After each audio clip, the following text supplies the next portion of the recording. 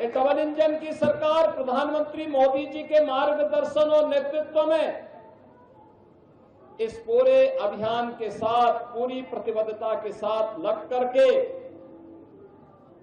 अपनी आध्यात्मिक विरासत के संरक्षण के लिए और श्रद्धालु जनों की सुविधा के लिए अत्याधुनिक विकास के लिए प्रतिबद्ध है।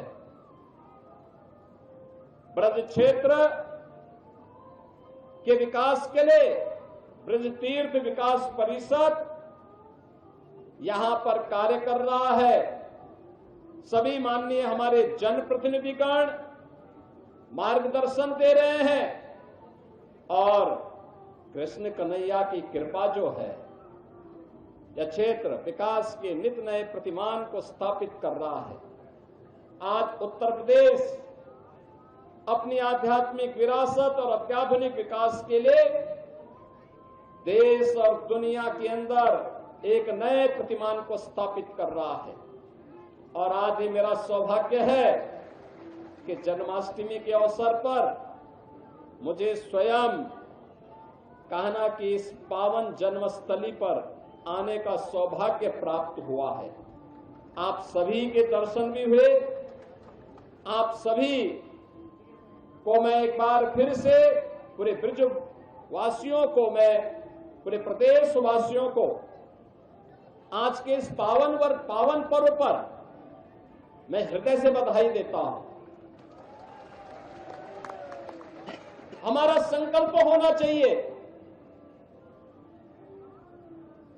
जो प्रधानमंत्री जी ने देश के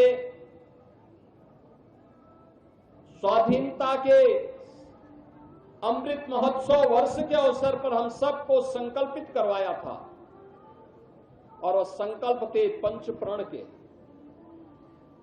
गुलामी के अंशों को सर्वथा समाप्त करना,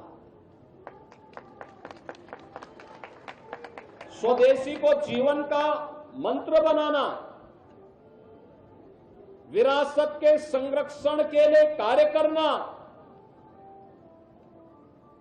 देश की सीमाओं की रक्षा करने वाले और देश के अंदर आंतरिक सुरक्षा को बेहतर बनाने वाले जवानों का सम्मान करना और समता और सामाजिक एकता के लिए कार्य करना। बहनों और भाइयों, आज जब हम काशी में जाते हैं तो काशी विश्वनाथ धाम हम सबके सामने पूरे वैभव के साथ देश और दुनिया को आकर्षित कर रहा है। अयोध्या में जाते हैं, 500 वर्षों की गुलामी के प्रतीक समाप्त हुए। अब श्री कृष्ण श्री राम जन्मभूमि पर भव्य राम मंदिर का निर्माण होकर के दुनिया को अपनी ओर आकर्षित कर रहा है।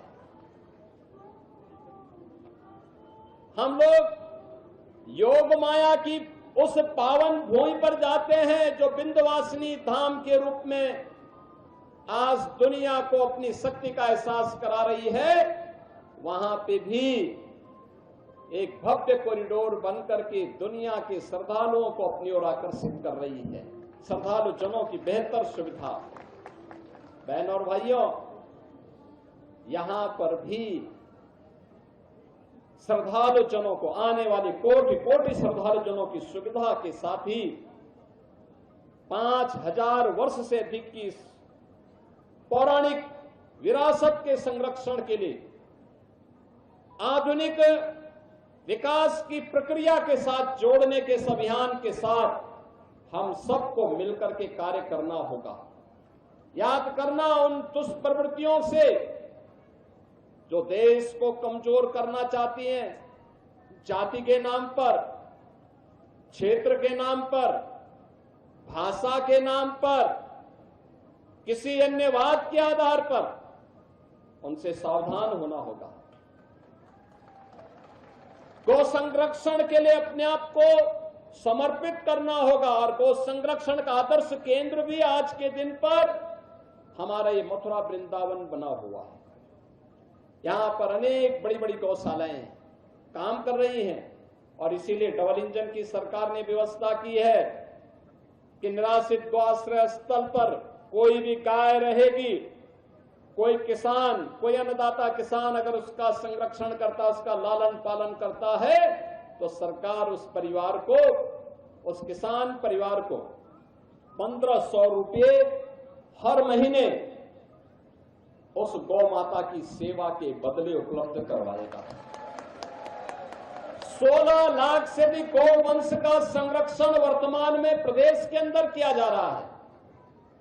लगातार इस पर सरकार कार्य कर रही है, क्योंकि हमारे जो प्रतीक हैं सनातन धर्म के, मां गंगा है, मां यमुना है, गौ माता है, गायत्री है, हमारे तीर्थ हैं।